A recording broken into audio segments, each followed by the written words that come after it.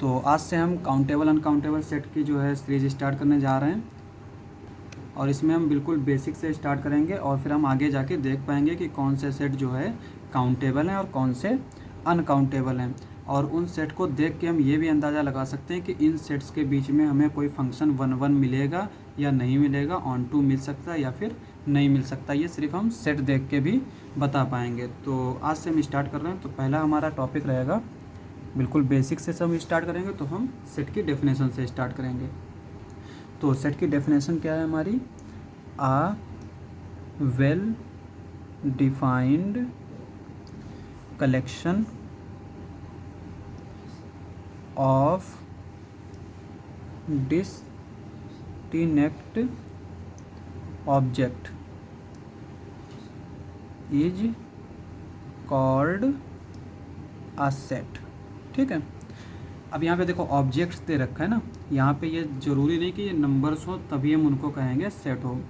वो कलेक्शन होना चाहिए, किस तरह का होना चाहिए? वेल डिफाइंड होना चाहिए और डिस्टिंक्ट, यानी कोई भी एलिमेंट रिपीट नहीं करना चाहिए। ठीक है, और यहाँ पे वेल डिफाइंड का मतलब क्या है, इसको हम नोट करके लिख सकते हैं। Node first, by well defined we mean there is no confusion regarding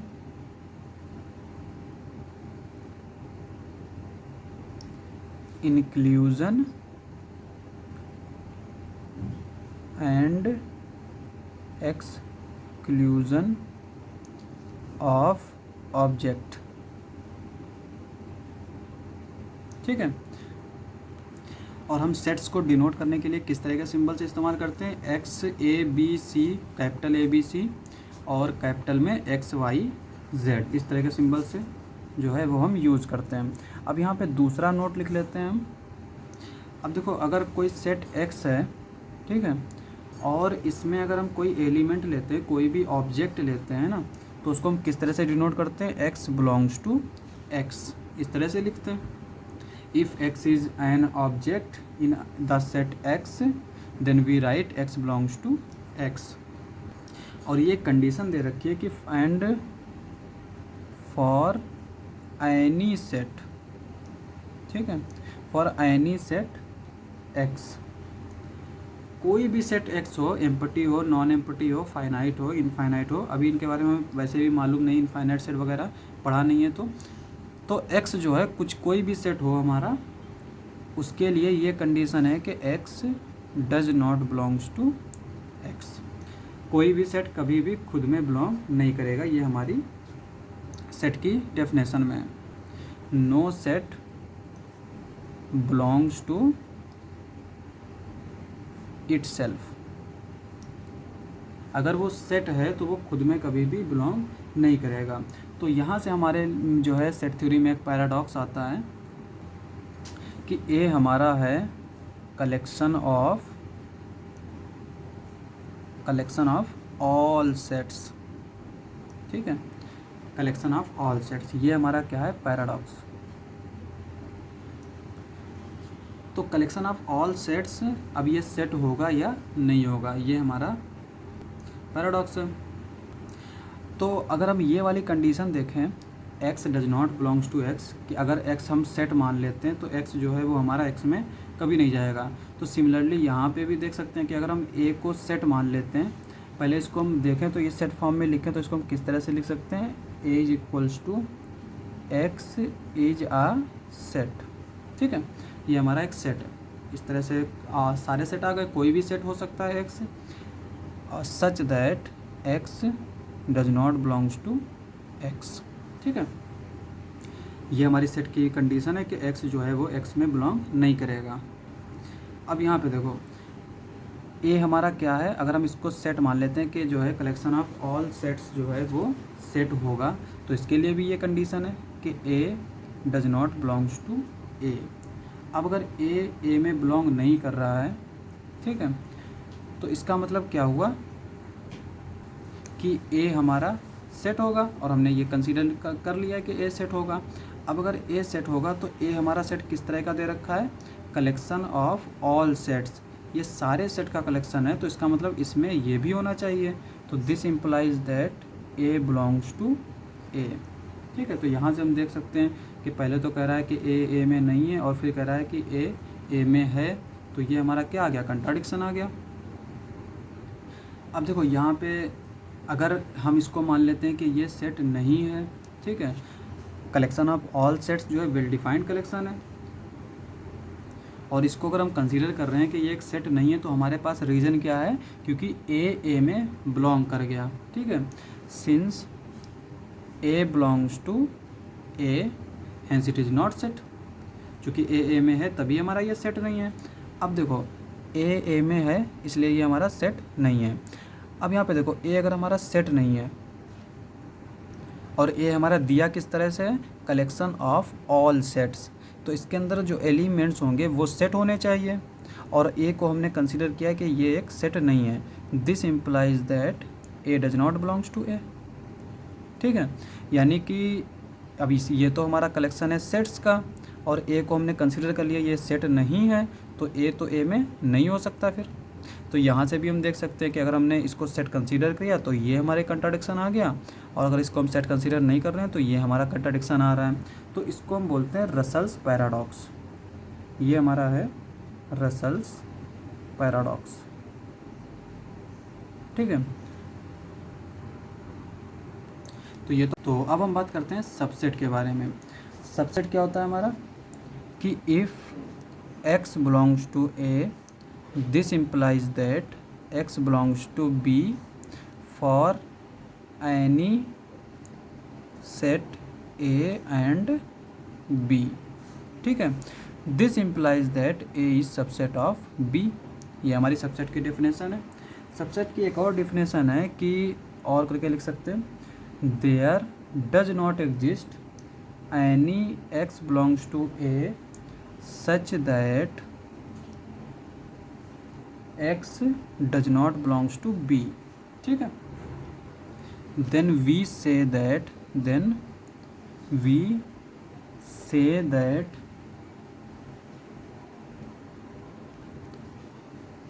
a is subset of b। देखो एग्जांपल के लिए हम क्या देख लेते हैं, जैसे a हमने ले लिया 1 2 4, और b ले लिया हमने 1 2 3 5। ठीक है, अब अगर हम इस डेफिनेशन से देखें तो अगर x जो है वो a में है तो फिर उसको b में भी होना चाहिए।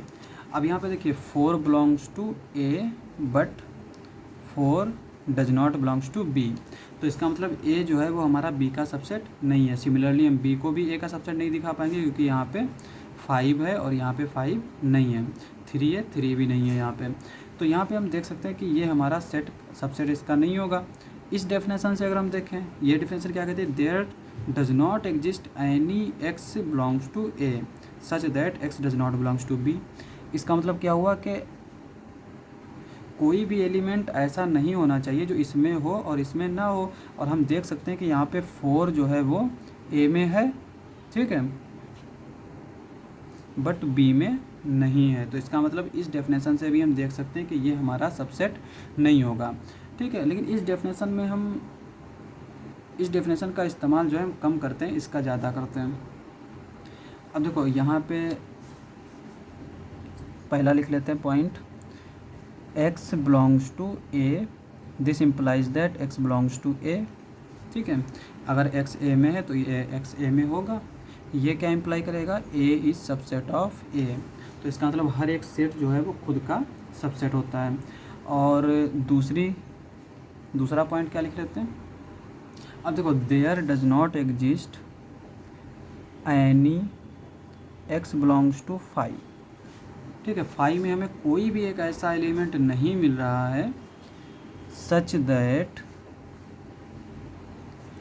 x does not belongs to x।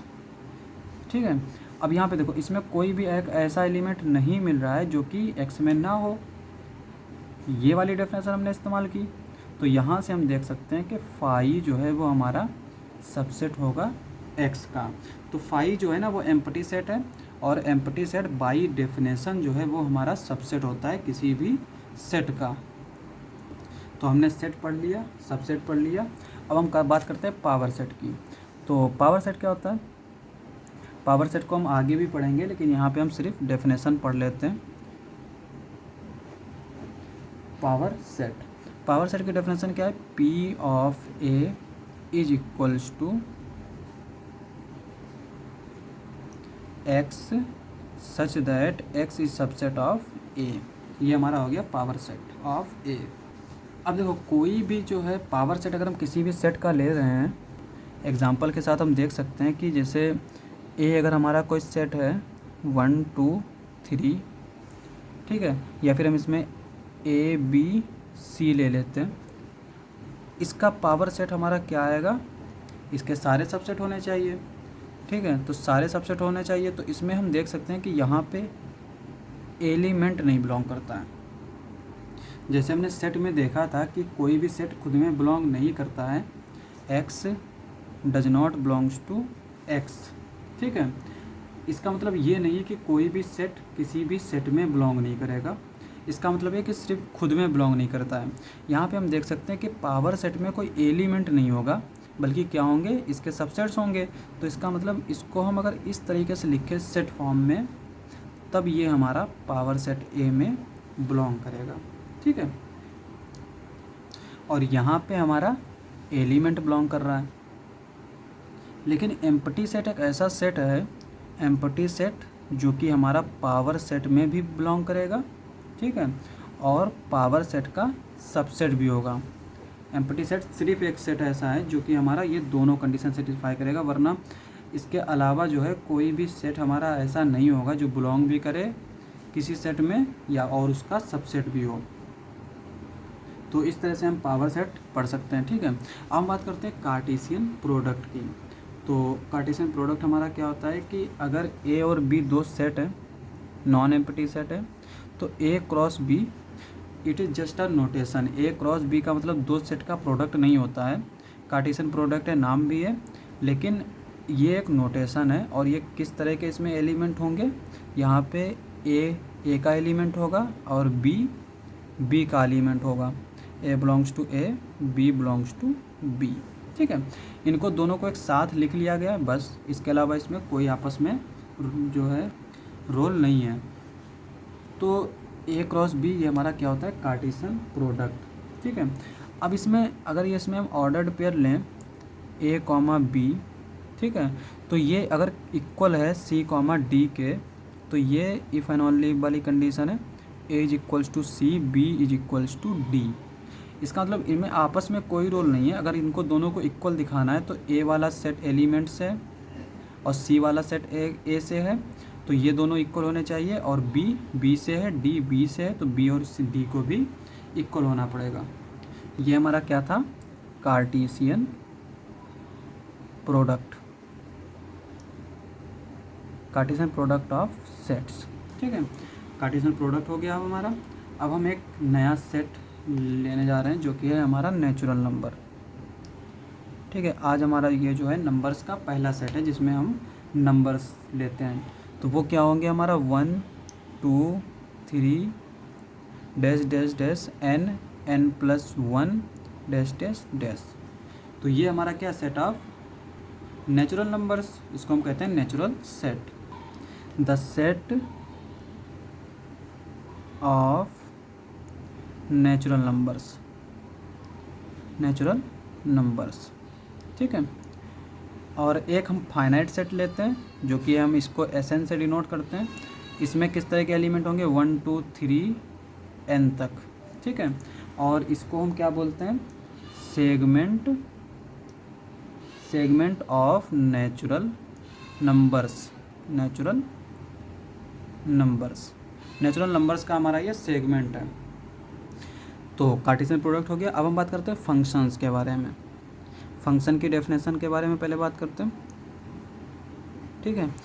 तो हम जानते हैं कि फंक्शन हमने 11th-12th में पढ़ा है, एफ ए से बी में हो, जो दो कंडीशन सेटिस्फाई करे। पहली कंडीशन क्या है कि इसका कोई भी एलिमेंट ऐसा नहीं होना चाहिए जिसकी 2 प्री इमेज हों, और इसमें हर एक एलिमेंट की एक इमेज होनी चाहिए। ये 2 कंडीशन होती थी। और इसको अगर हम एक सेंटेंस में बोलें तो इसको हम किस तरह से बोलेंगे कि every element of A has unique image in B. ठीक है, तो इसको हम इस तरह से भी बोल सकते हैं। तब हम कहेंगे ये जो है एफ हमारा फंक्शन होगा। और फंक्शन में हम कंडीशंस जानते हैं क्या क्या होती हैं। एक तो होता है 1 1 क्या होता है कि F of A is equals to F of B हो, तो ये इम्प्लाई करेगा A is equals to B. और इसका अगर हम निगेशन लें, ठीक है, तो इसकी डेफिनेशन क्या हो जाती है, A is not equals to B implies F of A is not equals to F of B. तो ये हमारी फंक्शन के 1 1 होने की डेफिनेशन है। दूसरी क्या आती है, ऑन टू। ठीक है, ऑन टू क्या होता है कि एफ ऑफ ए, पहले हम देख लेते हैं कि अगर कोई सेट ए है ये हमारा, तो उसकी इमेज क्या आ गई। एफ ऑफ ए का मतलब क्या होता है, ये होता है f of A is equals to set में f of a belongs to हमारा ए। इसको हम बोलते हैं रेंज सेट ऑफ एफ। ठीक है, एफ का हमारा क्या है, ये रेंज सेट है। ए का हमारा रेंज सेट है, ए है ना। अब देखो, if F of A is equals to B. अब ये जो सेट था ना, ये हमारा अगर पूरा का पूरा बी आ जाए तब हम बोलते हैं एफ इज ऑन टू। ये हमारा ऑन टू फंक्शन हो जाएगा। और तीसरी डिफिनेशन क्या होती है फंक्शंस में, बाइजेक्शन की। बाइजेक्शन क्या होता है, 1 1 प्लस ऑन टू। अगर कोई सेट 1 1 है और ऑन टू है तो उसको हम क्या बोलते हैं, बाइजेक्टिव मैप। तो अभी तक हमने क्या क्या पढ़ लिया, सेट्स पढ़ लिया, सबसेट्स पढ़ लिया, पावर सेट पढ़ लिया, कार्टेशियन प्रोडक्ट, फंक्शंस। अब हम थोड़ा आगे बढ़ते हैं और इसमें हम बात करते हैं सिमिलर सेट्स की, सिमिलरिटी ऑफ सेट्स। कोई सेट को हम सिमिलर कब बोलते हैं, तो डेफिनेशन है हमारी सिमिलरिटी ऑफ सेट्स। ठीक है, 2 सेट हों अगर ए और बी, ठीक है, तो इनको सिमिलर कब बोलेंगे, are similar if there exist. यहाँ पे हमें कोई भी एक मैप मिल जाए, there exist bijection between them. ठीक है, तो इनके बीच में हमें कोई भी एक ऐसा ये फंक्शन मिल जाए, ऐसा मैप मिल जाए जो कि हमारा क्या हो, बाइजेक्टिव हो, तो हम कह देंगे कि ये हमारा क्या होगा, एक सिमिलर सेट होगा। जब 2 सेट जो है वो हमारे अगर सिमिलर हो जाते हैं तो उनमें नंबर ऑफ़ एलिमेंट्स भी जो हैं वो क्या हो जाते हैं, सेम हो जाते हैं। अब यहाँ पे सिमिलरिटी ऑफ सेट्स हमने पढ़ लिया। अब हम बात करते हैं फाइनाइट सेट की। कौन से सेट हम फाइनाइट होते हैं और कौन से इनफाइनाइट होते हैं। फाइनाइट सेट क्या होता है हमारा, अ नॉन एम्प्टी सेट तो हमेशा फाइनाइट होगा। A non empty set is said to be finite if it is similar to Sn। Sn हमने इंट्रोड्यूस किया था, क्या था, नेचुरल नंबर का सेगमेंट होगा 1 से n तक। यहाँ पे n हमारा कोई भी फिक्स नंबर हो सकता है जिसको हम फिक्स कर देंगे, तो ये हमारा सेट क्या हो जाएगा, फाइनाइट हो जाएगा for n belongs to natural number. ठीक है, तो सिमिलर, यहाँ पर जब हमने सिमिलर सेट पढ़ा था तो इसको हम डिनोट किस तरह से करते हैं, ए सिमिलर टू बी, इस तरह से डिनोट करते हैं। तो यहाँ पे भी ए हमारा सिमिलर होना चाहिए एस एन के, तब हम कहेंगे सेट जो है वो क्या है, फाइनाइट है।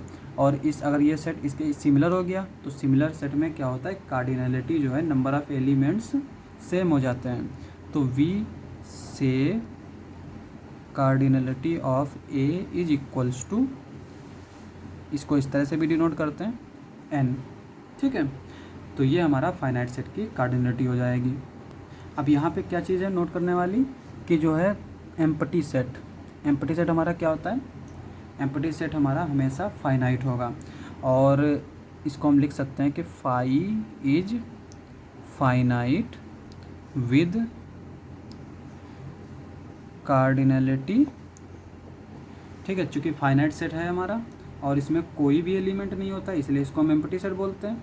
Phi is finite with cardinality 0, इसकी कार्डिनलिटी हमेशा 0 होगी। और दूसरा नोट हमारा क्या है कि ये एक रिजल्ट है, every subsets of a finite set is finite. ठीक है, अगर हम कोई भी सेट ले रहे हैं वो फाइनाइट है तो उसका सबसेट चाहे हम कोई भी लें वो हमेशा फाइनाइट होगा। तो ये दो चीज़ें हैं इसके। अब हमने फाइनाइट सेट पढ़ा, अब हम बात करते हैं इनफाइनाइट सेट की, इनफाइनाइट सेट। ठीक है, अब इनफाइनाइट सेट क्या होते हैं, जो सेट जो है जो सिमिलर थे इसके तो वो हमारे फाइनाइट सेट थे, तो इनफाइनाइट सेट वो हो गए जो इसके सिमिलर ना हो। A non empty set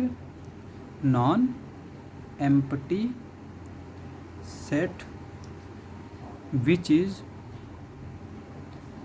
not similar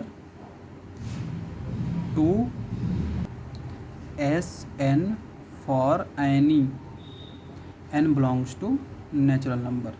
ठीक है, is called infinite सेट। और इसके एग्जांपल्स हम देख सकते हैं। इनफाइनाइट सेट क्या होंगे हमारे, नेचुरल नंबर। ठीक है, अभी तक हम नेचुरल नंबर जानते हैं तो इसी से रिगार्डिंग हम एग्जांपल्स लिखेंगे। नेचुरल नंबर भी हमारा क्या है, इनफाइनाइट सेट है, 1 2 3 4 और ये इनफाइनाइट तक ऐसे ही चलता रहेगा। दूसरा क्या है, power set of natural number. इसका अगर हम कोई भी पावर सेट ले लें तो भी हमारा क्या होगा, हमेशा इनफाइनाइट सेट होगा। क्योंकि हमने सबसेट पढ़ा है तो इसका हम देखें तो इवन सेट, इसके सबसेट्स क्या होंगे, नेचुरल नंबर का सबसेट है ना इवन नंबर्स 2 4, तो ये भी हमारा क्या होगा, इनफाइनाइट सेट होगा। सिमिलरली ऑड सेट, ये भी हमारा क्या होगा, इनफाइनाइट सेट होगा। और कार्टेशियन प्रोडक्ट की बात करें तो n क्रॉस n, ये भी हमारा पावर सेट होगा, सॉरी इनफाइनाइट सेट होगा। तो ये सारे हमारे इनफाइनाइट सेट के एग्जांपल्स हैं, आर इनफाइनाइट सेट्स। ठीक है, अब यहाँ पे हम एक नोट लिख लेते हैं।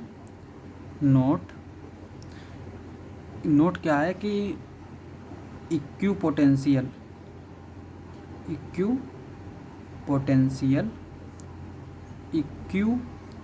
इक्विन्यूमेरस एंड इक्विवेलेंट,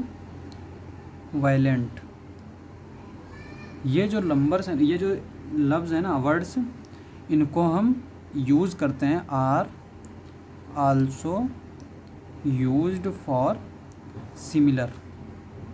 ठीक है, कोई भी सेट अगर सिमिलर है उसको हम इन लफ्ज़ से भी बोल सकते हैं कि ए अगर बी सिमिलर सेट है तो हम इसको बोल सकते हैं ए इज इक्विवेलेंट टू बी। ठीक है, तो ये सारी चीज़ें अगर लिखी हो तो इनका मतलब एक ही है। अब यहाँ पे देखो, अगर हम कोई सेट ए लेते हैं इस तरह से, इसमें 3 एलिमेंट लिख लेते हैं, ए इस तरह से 3 एलिमेंट लिख लेते हैं, और इस तरह से हम एक और सेट लेते हैं बी जिसमें हम 4 एलिमेंट लिख लेते हैं, ये हमारा ए हो गया और ये बी हो गया। ठीक है, अब यहाँ पे देखो, अगर हम इसमें से इसको मैप कराएं, कोई भी लाइन खींचें, सिर्फ एक ही बार खींच सकते हैं क्योंकि इसकी एक यूनिक इमेज है, तो इसको हम दूसरे के साथ मैप नहीं करा सकते, इसको हम इसके साथ ले लेते हैं। तो यहाँ पे हमें एक एलिमेंट खाली मिल गया। यहाँ पे देख सकते हैं कि हमने इन तीनों को तो मैप करा दिया और इनकी सबकी क्या है, यूनिक इमेज है। इसके अलावा हमारा और भी तरीके हो सकते हैं कि इसको हम इसके साथ मैप करा दें, इसको हम इसके साथ मैप करा दें, लेकिन ये कन्फर्म है कि इसमें एक एलिमेंट ऐसा होगा जिसकी कोई भी प्री इमेज नहीं होगी। ठीक है, तो इसका मतलब कोडोमेन में हमें एक ऐसा एलिमेंट मिल गया जिसकी प्री इमेज ए में नहीं हो सकती, तो इसका मतलब ये फंक्शन हमारा ऑन टू नहीं हो सकता। इसमें हम कभी भी ऑन टू फंक्शन नहीं ले सकते, क्योंकि अगर हम कोई भी तरीके से इनको मैप कराएं तो हमेशा इसमें एक एलिमेंट होगा जिसकी प्री इमेज नहीं होगी। तो ये हमारा कभी भी ऑन टू नहीं हो सकता, इसमें कोई भी फंक्शन हमारा ऑन टू नहीं हो सकता इन दो सेट के बीच में। तो यहाँ से हम देख सकते हैं कि इसकी कार्डिनलिटी क्या है, ए की कार्डिनलिटी 3 है, कार्डिनलिटी ऑफ बी क्या है 4 है। तो 3 हमारा क्या है लेस देन 4 है, इसका मतलब कार्डिनलिटी ऑफ ए जो है वो less than cardinality of B है। तो इसका मतलब ये हुआ कि इसको हम जनरलाइज कर सकते हैं कि अगर कार्डिनलिटी ऑफ ए और cardinality of B, cardinality of A अगर less than cardinality of B है तो एफ ए से बी पे always fails to be onto. ठीक है, तो ये चीज़ हमारा एक जनरल रिजल्ट है और इसकी बहुत इंपॉर्टेंट रिजल्ट है। कोई भी सेट में अगर हमसे पूछे कि ये ऑन टू होगा या नहीं होगा, तो हम अगर उसकी कार्डिनलिटी देखें और अगर हम देख के बता पाएँ कि ये हमारी कार्डिनलिटी कितनी है इसकी और इसकी कार्डिनलिटी कितनी है, अगर वो दोनों इक्वल आ जाए, यहाँ पर अगर इक्वलिटी लग गई ना, तो ये हमारा ऑन टू हो सकता है। इसमें भी 4 एलिमेंट हों, इसमें भी 4 एलिमेंट हों, तो ये हमारा ऑन टू हो सकता है। लेकिन कार्डिनलिटी ऑफ अगर ए जो है वो less than cardinality of B हो गई तो ये हमेशा ऑन टू नहीं होगा। और इसको हम आगे प्रूव भी करेंगे कैंटर सेट के। कैंटर सेट ने भी, कैंटर जो है थ्योरम है, उसमें हम कहते हैं कि ए से B power set P A पे कोई भी हमें ऑन टू मैप नहीं मिलेगा, और हम वहाँ पे पूरी थ्योरम को प्रूव भी करेंगे। ठीक है, ये तो हो गया ऑन टू। अब अगर हम एक और इसी तरह से मैप बना करने की कोशिश करें, एक सेट ले लेते हैं ए और एक सेट ले लेते हैं बी। इसमें हम एलिमेंट कितने लेते हैं, अब की बार इसमें हम लेते हैं 4 एलिमेंट्स और इसमें हम लेते हैं 3 एलिमेंट्स। अब देखो, इसका पहले वाला एलिमेंट हमने इससे मैप करा दिया, दूसरा वाला इससे, तीसरा वाला इससे। ठीक है, अब देखो यहाँ पे फंक्शन की डेफिनेशन क्या है कि इसका हर एक एलिमेंट जो डोमेन होता है उसकी इमेज होनी चाहिए। तो इसका मतलब इस एलिमेंट की भी इमेज होनी चाहिए। तो अब इस एलिमेंट को हम इन 3 में से किसी के साथ भी मैप करा सकते हैं, है ना। तो इसको अगर हम इसके साथ मैप करा दें, तो जब हम इसके साथ मैप करा दिए तो इन दोनों एलिमेंट्स की एक ही इमेज हो गई। तो इसका मतलब क्या हुआ, ये फंक्शन हमारा 1-1 नहीं हो सकता। ठीक है, तो यहाँ पे हम देख सकते हैं कि इसकी कार्डिनलिटी कितनी है 4, इसकी कितनी है 3। ये सेट हमारा ए है, ये बी है। तो इसको अगर हम जनरली बोलें तो cardinality of A is greater than cardinality of B. This implies that F from A to B always fails to 1-1। ठीक है, तो यहाँ से देख सकते हैं कि अगर कार्डिनलिटी ऑफ डोमेन जो है वो, इसमें अगर नंबर ऑफ़ एलिमेंट इससे ज़्यादा हैं तो ये कभी भी 1-1 नहीं हो सकता, और अगर इसमें नंबर ऑफ़ एलिमेंट्स इससे कम हैं तो ये कभी भी ऑन टू नहीं हो सकता। तो ये हमारा 1-1 और ऑन टू फंक्शन इस तरह से हम देख सकते हैं कि इनके बीच में 1-1 ऑन टू मिलेगा या फिर नहीं मिलेगा। तो इस तरह से हम आगे भी करेंगे, और नेक्स्ट लेक्चर में हम बात करेंगे कैंटर्स थ्योरम के बारे में, कैंटर्स हाइपोथेसिस के बारे में, और उसके कुछ एग्जांपल्स भी करेंगे। तो आज के लिए बस इतना ही। अगर आपको हमारा वीडियो अच्छा लगे तो हमारे चैनल को सब्सक्राइब करें। मिलते हैं अगली वीडियो में।